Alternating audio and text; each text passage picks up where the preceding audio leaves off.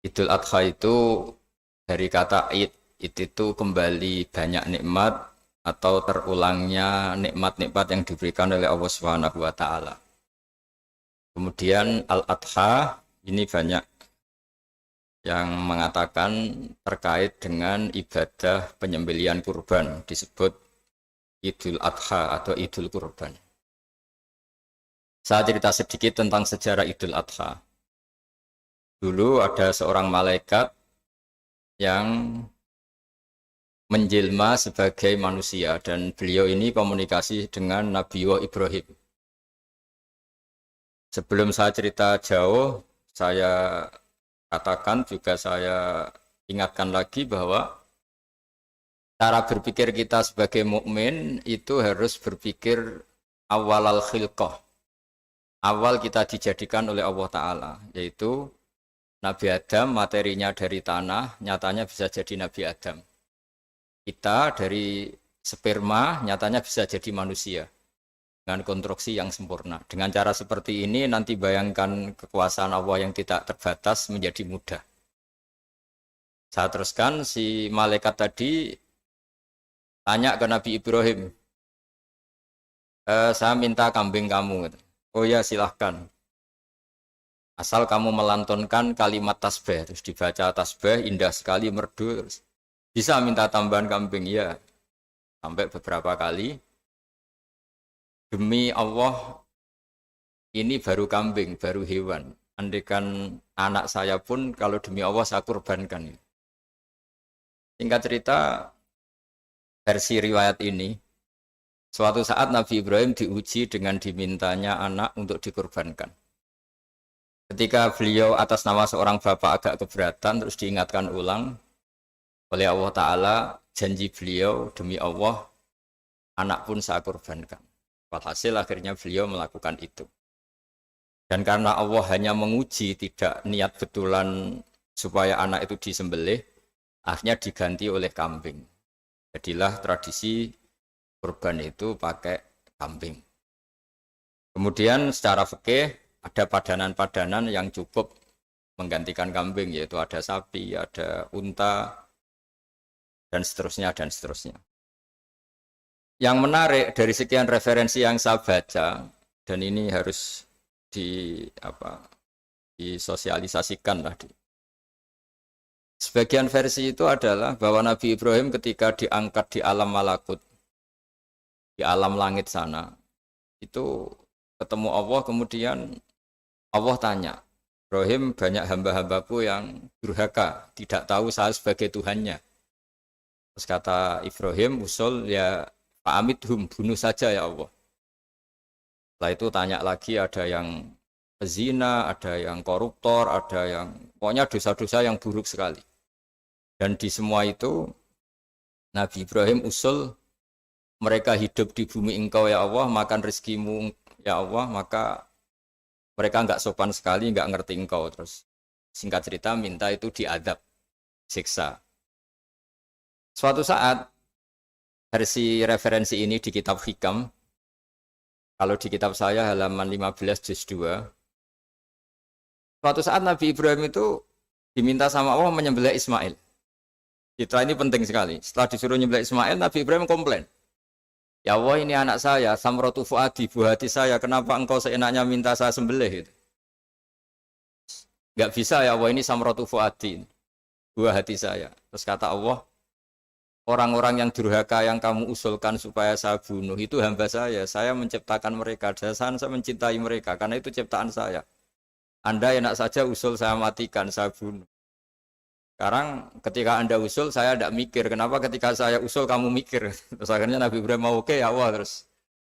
Setelah itu terus semenjak itu Nabi Ibrahim itu begitu sayang sama hamba-hambanya Allah.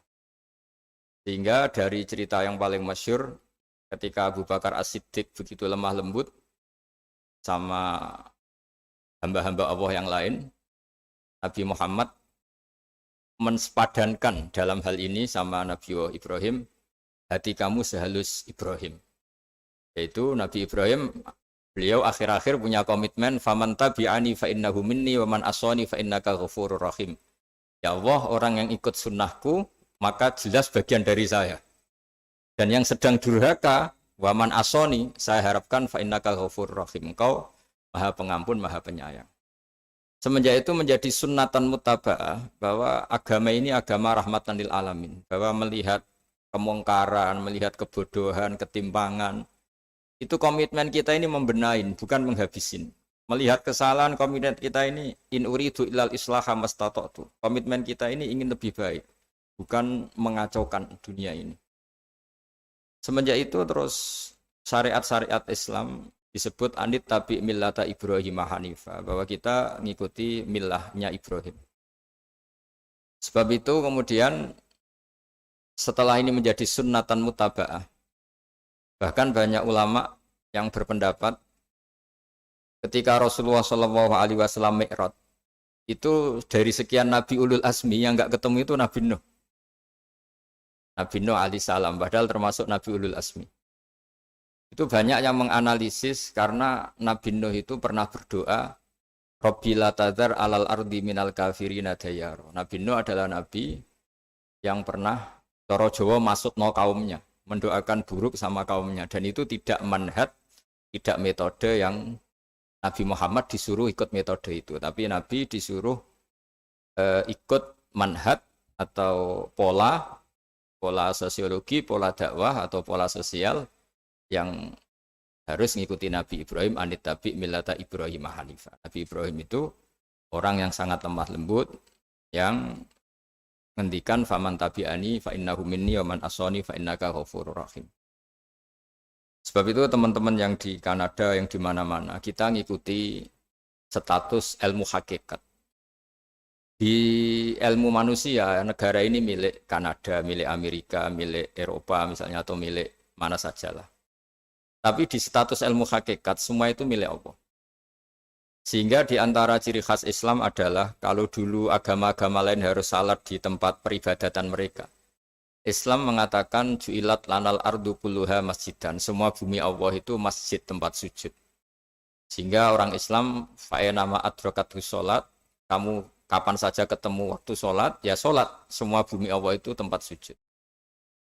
Sehingga suatu saat sahabat yang biasa siaha, biasa hidup di perantauan, Nabi memberi nasihat, al-bilad biladullah wal ibad ibadullah, fahaitsuma asabta khairan fa'akim. Semua negara itu milik Allah, semua hamba dimanapun juga hamba Allah. Kamu di mana saja mendapatkan kebaikan, ya silahkan berdomisili di situ. Saya pernah di Korea, itu asik karena itu yang orang-orang katanya teman-teman, saya ini di rumah itu enggak kiai, Gus. Sering di sawah, sering di Tegal. Gara-gara di Korea jadi mufti gitu. Karena enggak ada kiainya gitu. Jadi orang-orang yang enggak jadi kiai di Jawa, mungkin kalau di luar Jawa atau di luar Indonesia malah jadi kiai gitu. Artinya gini, pentingnya jadi kiai bukan menjadi gagah, itu enggak, tapi begini. Dulu bawaannya rakyat itu kan kalau ke masjid komplain, ada masjid bocor, kayak ada keran yang kurang baik. Tapi kalau sudah jadi kiai itu tahu rasanya. Betapa nata masjid itu susah, ngelola masjid itu susah, nyari imam itu juga susah, melanggengkan jamaah juga susah. Jadi pentingnya jadi kiai itu bukan gagah-gagahan jadi imam, tapi bertanggung jawab atas proses yang berjalan. Jika dulu di antara nasihat bapak saya, bapak itu termasuk orang yang nggak suka sama orang tawadhu, orang yang sopan. Dulu saya juga iskal itu janggal. Kata bapak, wong tawadhu itu apik, orang sopan itu baik. Tapi biasanya itu cara orang menghindari tanggung jawab. Disuruh jadi kiai nggak mau. Tapi kalau ada kiai salah komplain itu. Disuruh jadi menteri nggak mau, kalau ada menteri salah komplain itu. Disuruh jadi apa nggak mau. Kesannya tawadhu, tapi sebenarnya hanya menghindari tanggung jawab. Disuruh pidato nggak mau, disuruh jadi MC nggak mau. Tapi kalau ada orang salah komplain itu. Jika kata bapak tawadhu itu baik, asal tawadhu betul. Tapi kebanyakan nggak, tawadhu itu menghindari tanggung jawab sambil cari salahnya orang lain. Nah ini yang tawadhu yang akhirnya kurang baik. Nah teruskan, jadi Nabi Ibrahim ini panutan yang luar biasa. Beliau adalah orang yang alami sekian proses sosial yang akhirnya diakui sebagai Khalilur Rahman, orang yang sangat dicintai Allah Ta'ala. Di antara sebab dicintainya Nabi Ibrahim adalah seperti yang dialami Nabi Adam. Nabi Adam ketika turun di bumi, itu keresahan pertama itu bukan karena kurang makanan atau kurang minuman, itu enggak. Beliau turun di bumi, mendapati bangsa yang lain, kalau dalam kitab disebut Banul Jan. Itu dia janggalnya Masya Allah. Ini orang makhluk-makhluk ini kok tidak kenal sama Allah yang menciptakannya. Kan aneh ya kalau kita hidup di Kanada terus nggak tahu PM-nya siapa, Perdana Menterinya siapa, kita hidup di Indonesia nggak tahu presidennya siapa. Itu kan aneh. Kita hidup di kampung nggak ngerti lurahnya siapa aja aneh. Ini hidup di buminya Allah kok nggak tahu Allah itu siapa. Nggak pernah menyebut Allah. Padahal harusnya yang paling dikenal pertama itu ya zat yang menciptakan kita, menciptakan langit bumi dan sebagainya. Sehingga beliau itu gerutu itu komplain. Ya Allah ini enggak fair dunia ini, engkau yang menciptakan, engkau yang memberi rezeki, kemudian mereka tidak kenal engkau. Ini kata Nabi Adam alaihissalam. Barokahnya komplain itu, jadi komplain itu yang diridhoi Allah juga banyak. Akhirnya Allah meridhoi Nabi Adam, dosa-dosanya, salahnya itu diampuni. Ya ukuran seorang Nabi, beliau dianggap salah itu diampuni, karena keresahan beliau itu takut Allah enggak dikenal. Nah, masjid yang di Kanada, di Montreal juga ketakutan kita ini jangan sampai orang Islam tidak punya tempat ibadah. Meskipun setelah punya tempat ibadah, ketakutan kita jangan-jangan ibadahnya tidak sesuai sunnah Rasul. Setelah sesuai sunnah Rasul kita takut lagi, jangan-jangan memaksa sesuai tapi karena ingin benar. Dan setelah ingin benar, takutnya secara tasawuf ngimani kebenaran itu. Bukan ngimani rahmatnya Allah tapi ngimani kebenaran itu. Akhirnya jadi ujub. Ujub itu bangga amal diterima karena kebaikannya, bukan karena fadlnya Allah, karena anugerah. Nah ketakutan-ketakutan ini khas orang soleh. Orang soleh itu kalau nggak sholat takut. Setelah sholat takut nggak sesuai syarat rukun. Setelah sesuai semua takut iktimat alal amal. Membanggakan kebenaran. Tapi bukan membanggakan luasnya rahmatnya Allah Ta'ala. Sehingga di luar ilmu fikih ada ilmu namanya ilmu tasawuf. Ilmu yang mengelola hati. Jadi ibarat orang itu kalau yang paling masyhur dalam cerita-cerita orang sufi. Ada orang sudah masuk surga karena tidak pernah dosa sama sekali. Ini cerita-cerita yang melegenda di dunia tasawuf. Tanya Allah, kenapa kamu masuk surga? Karena saya taat terus ya Allah, nggak pernah maksiat sama engkau. Berapa lama kamu hidup di dunia? 80 tahun. Ya sudah, karena taat kamu 80 tahun, ya surga kamu 80 tahun. Ya komplain, ya Allah katanya surga selamanya. Kenapa ini hanya 80 tahun? Yang selamanya itu rahmat saya. Kalau amal kamu kan terbatas 80 tahun, maka balasannya hanya 80 tahun. Nah semenjak itu beliau sadar, oh ya Allah, masuk surga itu fadlmu, anugerahmu, amal saya tidak ada bandingannya dengan surgamu. Nah ini jadi sehingga keyakinan ahli sunnah wal jamaah diantara ciri khasnya adalah masuk surga itu karena fadlnya Allah, karena anugerahnya Allah. Maksudnya itu oke, kita amal, tapi amal kita tetap terbatas. Tidak memberi kontribusi pada kerajaan Allah, pada kedikjayaan Allah sebagai Tuhan. Yang tidak terbatas adalah fadlnya Allah Subhanahu wa Ta'ala. Nah, keresahan-keresahan ini kemudian yang diwariskan oleh para nabi ke ulama-ulama. Di keresahannya ulama itu mirip-mirip keresahan nabi. Nabi dulu itu sampai dakwah, sampai sosialisasi kebenaran itu takut Allah itu la yuzkaru fi mulki. Allah tidak disebut, tidak menjadi aktor. Kan tidak fair kita misalnya nempat di negara orang terus nggak tahu duta besarnya siapa, terus kalau ngurus paspor di mana, ngurus visa di mana. Ini sama, kita hambanya Allah tapi nggak pernah ngurus status kehambaannya. Harusnya kita ngurus status kehambaan kita dengan sholat, berarti kehambaan kita hidup. Dengan baca tasbih berarti kehambaan kita hidup. Makanya dalam sebuah ayat disebutkan masuk surga itu gampang. Yang susah itu kamu masuk status kehambaan itu. Makanya disebut ya aja Tuhan nafsul mutmainnah irji'i ila rabbiki radiyatan mardiyah. Pertama apa? Fadkhuli fi ibadi. Kamu harus masuk status sebagai hambaku dulu. Baru wadkhuli jannati, baru kamu baru masuk surga. Jadi orang boleh nikmati fasilitas negara lain kalau visa paspornya disahkan. Orang boleh masuk surga kalau status kehambaannya disahkan oleh Allah Subhanahu wa Ta'ala. Nah, lalu status kehambaan itu dimulai dari mana? Secara fisik kita sujud. Anggota tubuh yang begitu terhormat, namanya kepala, kita tundukkan kepada Allah Ta'ala. Hati kita, akal kita yang ingin menguasai dunia misalnya, ambisi itu kita kalahkan untuk hanya tunduk kepada aturan-aturan Allah Subhanahu wa Ta'ala. Kekhawatiran kita akan menghadapi alam akhirat, nah ini yang penting. Nanti setelah kita mati kayak apa, jadi debu, jadi tanah, lalu bangkit kita gimana? Sebagaimana mukadimah saya, ingatlah an-nas'atil ula. Ingatlah penciptaan pertama bahwa Allah punya reputasi menciptakan Nabi Adam dari tanah dan di tubuh Nabi Adam itu tersimpan calon generasi berikutnya ila yaumil qiyamah. Kayak apa susahnya bikin Nabi Adam kalau andikan kita boleh berpikir. Bikin satu master manusia yang akan melahirkan manusia seluruh dunia. Ibaratnya chipnya itu sudah ada di punggung Nabi Adam. Dan itu materinya dari tanah. Dengan berpikir gitu, maka ketika kita meninggal, sudah jadi tanah, kembali lagi jadi manusia adalah hal yang mudah. Karena Allah punya reputasi menciptakan manusia super, yaitu Nabi Adam dari tanah. Jika setiap kali kita iskal janggal terhadap kekuasaan Allah, kata Allah Ta'ala, Qul yuhyihalladzi ansha'aha awwala marrah. Kalau kamu janggal terhadap kemampuan saya, kemampuan kami menghidupkan tulang belulang yang sudah rapuh, sudah hancur, maka ingatlah reputasi saya, kata Allah, reputasi kami menciptakan Adam dari tanah. Ya, para nabi itu, ini semoga teman-teman yang di Kanaja masih ingat betul iman yang dilatih para guru kita di Jawa, di Indonesia. Para nabi itu saking imannya sama Allah, itu tidak ada, sampai kasarnya itu nggak tahu bedanya antara hal itu masuk akal maupun tidak. Saya beri contoh begini, kalau dalam ilmu tauhid, dan ini harus kita latih terus sampai ketemu Allah Ta'ala. Ketika telur jadi ayam, itu sebetulnya itu kita juga tidak ikut mampu bikin telur jadi ayam. Tapi berhubung sering terjadi, kita bilang telur jadi ayam itu mungkin. Mungkin itu ya mungkin sering terjadi.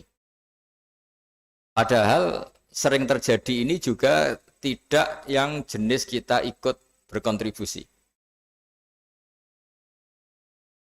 Lalu ketika sering terjadi ini kita bilang itu mungkin. Padahal saat kita bilang mungkin, juga hakikatnya kita tidak ikut menciptakan telur menjadi ayam. Lalu karena seringnya telur jadi ayam, kita bilang telur jadi ayam itu mungkin. Mungkin itu gak muhal.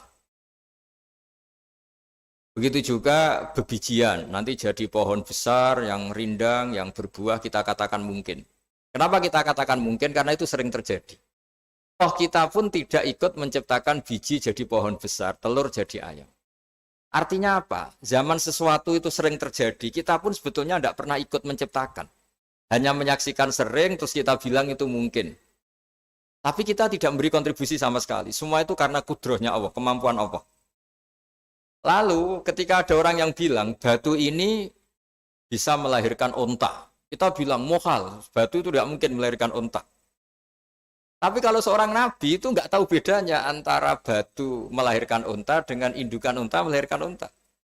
Karena nabi-nabi itu makomnya sudah sangat tinggi. Ketika onta induk melahirkan onta juga tidak atas kemampuan onta induk. Onta induk tidak punya kemampuan menciptakan onta. Juga karena kudrohnya Allah Ta'ala. Sehingga kalau batu mengeluarkan onta juga mungkin kalau Allah menghendaki.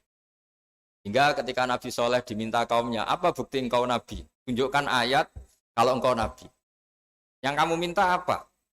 Seekor onta keluar dari batu besar ini. Nabi Soleh dengan entengnya berdoa sama Allah dan keluarlah onta keluar dari batu. Nah itu makom yang paling tinggi. Makom paling tinggi itu kita mendudukkan Allah sebagai zat yang tidak terbatas kudrohnya. Hingga para nabi itu terus punya mukjizat. Nah, mukjizat itu untuk mengingatkan ulang bahwa Allah itu tidak terbatas kemampuannya. Bagaimana unta keluar dari batu besar zaman Nabi Soleh, zaman Nabi Muhammad air keluar dari jemarinya Rasulullah SAW, Nabi Ibrahim dibakar tidak mempan, tetap sehat, tetap bugar. Karena semua ini sebagai bukti bahwa kudrohnya Allah tidak terbatas. Iman-iman seperti ini harus kita jaga. Apapun rasionalitas kita dan meskipun kita selalu rasional, tetap menyisakan iman bahwa kudroh Allah itu tidak terbatas. Sehingga ketika ada cerita kematian orang soleh itu ditangisi langit dan bumi, kita tidak usah iskal, tidak usah janggal. Masa bumi bisa menangis? Karena kita yang sekarang bisa nangis adalah materinya dari tanah. Materinya dari bumi. Terus iman ini kita jaga sehingga kalau kita yasinan, masih ingat, Allah kalau mengingatkan kudrohnya yang tidak terbatas, manusia disuruh ingat, Qul yuhyihalladzi ansha'aha awwala marrah. Kamu harus ingat bahwa Allah itu yang menghidupkan kamu, menghidupkan semuanya ketika kamu belum menjadi seperti ini. Jadi intinya itu kita ingat meskipun telur itu lazim jadi ayam, tetap tidak karena kudrohnya ayam itu, tapi karena kudrohnya Allah. Indukan unta melahirkan anak unta juga bukan kemampuan indukan unta, karena ini juga makhluk yang lemah, tapi juga kemampuan Allah Subhanahu wa Ta'ala. Jika dengan demikian kita termasuk hamba Allah sesuai target yang diingatkan Allah. Falamma tabayyana lahu qala a'lamu annallaha ala kulli syai'in qadir. Hamba Allah yang baik adalah hamba ketika menyaksikan fenomena apapun, semua itu li ta'lamu annallaha ala kulli syai'in qadir wa annallaha qad ahata bi kulli syai'in ilma. Apapun di alam raya ini, semuanya itu bukti bahwa Allah ala kulli syai'in qadir, Allah kuasa dan Allah meliputi semua makhluknya dalam pandangannya, dalam pantauannya. Jadi saya mohon teman-teman yang di Montreal, yang di Kanada, juga di manapun harus ingat status hakikat bahwa al-bilad biladullah wal ibad ibadullah fahaitsuma asabta khairan fa'akim. Negara hakikatnya milik Allah, semua hamba juga milik Allah. Di mana saja kamu berada dan menemukan kebaikan, silahkan hidup di situ. Tentu dengan sosialisasi yang baik, baik dengan non-muslim maupun dengan muslim. Karena Allah mengajarkan wa qulu linnasi husna. Ajaran Islam adalah rahmatan lil alamin, rahmat bagi semua. Tentu tidak henti-hentinya kita menjelaskan kebenaran yang diinginkan oleh Allah Subhanahu wa Ta'ala. Saya kira demikian karena saya juga ini di sini sudah malam. Jadi saya mohon maaf mungkin tidak bisa ikuti tanya jawab karena di sini sudah malam, apalagi tadi habis takziah saya karena ya ada mas saya yang sudah sepuh sekali wafat, terus tadi barusan datang, jadi mohon maaf tidak mengikuti acara mulai pertama. Tapi saya mohon ayat-ayat Quran yang saya terangkan tadi bahwa untuk mensifati Allah kudrohnya tidak terbatas. Ingatlah bahwa kita yang secerdas ini, yang sehebat ini, kita semua manusia yang cerdas begini, matanya bisa melihat, hatinya bisa merenung, otaknya bisa berpikir cerdas, itu dari materi tanah. Dan Allah mampu. Allah bisa bikin orang miliatan gini dari satu orang manusia namanya Nabi Adam. Kayak apa susahnya bikin konstruksi Nabi Adam kalau boleh dibahasakan. Dan itu Allah punya reputasi mampu. Dengan cara seperti itu kita akan gampang iman bahwa kita setelah meninggal dan menjadi tanah, ya sama seperti kita masih hidup. Zaman kita hidup ya tidak tahu cara kerja jantung kita, nafas kita, uratnya gimana, terus sistem tubuh. Meskipun ilmu medis ngerti mengurai itu, tapi tetap saja hanya ngerti, tidak menciptakan. Yang menggerakkan jantung, organ tubuh kita tetap Allah Subhanahu wa Ta'ala. Dia yang Al-Fa'ilul Mukhtar, dia yang semuanya mengendalikan kita. Artinya zaman kita hidup pun sebenarnya kita yang tidak mengendalikan kita. Nafas kita ya dalam kendali Allah, ikhtiar kita dalam kendali Allah. Sama setelah kita mati juga dalam kendali Allah. Ya guru-guru kita semuanya melatih inna sholati wa nusuki wa mahyaya wa mamati lillahi rabbil alamin. Hakikat ibadah kita, hakikat hidup kita, hakikat mati kita, semuanya tidak dalam kendali kita. Semua itu dalam kendali Allah Ta'ala. Dengan demikian terus kita insya Allah ingin jadi hambanya dulu. Baru setelah jadi hambanya, baru sah menjadi ahli penghuni surganya. Wadkhuli fi ibadi, baru wadkhuli jannati. Masuklah berstatus sebagai hambaku, baru kalian semua layak menjadi penghuni surgaku. Mohon maaf atas semua kesalahan. Billahi taufik. Assalamualaikum warahmatullahi wabarakatuh.